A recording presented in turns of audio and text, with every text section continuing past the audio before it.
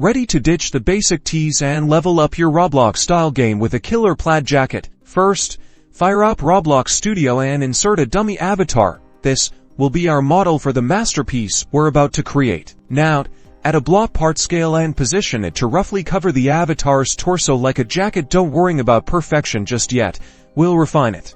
Use the scale and move tools to shape the block part into a basic jacket form. Think about where the sleeves will be and how long you want the jacket to be. Let's add some color.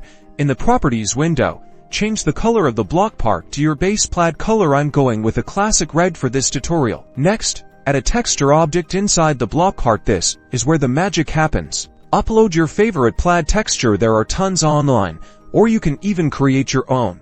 Play around with the studs per tile properties to adjust the size of the plaid pattern. Add some smaller block parts and colors to create the collar and jacket lining. Use dark colors to make it look sleek. And there you have it, your very own Roblox plaid jacket.